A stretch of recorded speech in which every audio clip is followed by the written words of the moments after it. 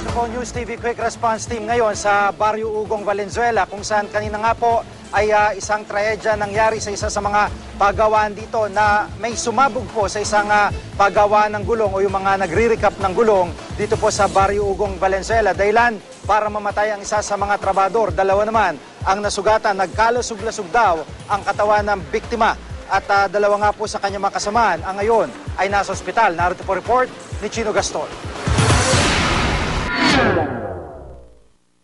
Bandang alas 8 ng umaga, binulabog ng pagsabog ang isang pagawaan ng gulong sa barangay Ugong, Valenzuela. Bigla raw sumabog ang isa sa mga chamber o lutuan ng gulong habang isinasara ito ng trabahador na si Bongbong Dandin.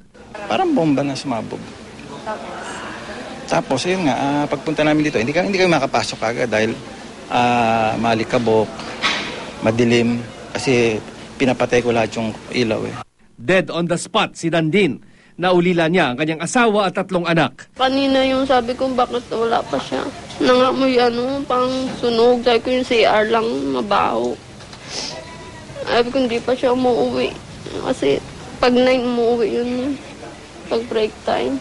Bakit siya pa po? Tinamaan din ng bakal sina Enriquito II, Nedy Espenueva at Reynaldo Espinosa na pawang nagpapagaling ngayon sa Valenzuela General Hospital. Ngayon lang daw may nangyaring ganitong aksidente sa 20 taong pag-ooperate ng pabrika. Inaalam pa ang sanhi ng aksidente. Chino Gaston, GMA News.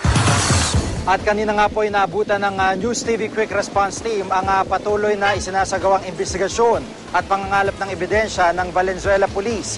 Nasili po namin mula sa labas ang ginagawa po ng mga investigador, partikular po itong mga tawan po ng Valenzuela Police sa pagawaan po ng gulong na iyan.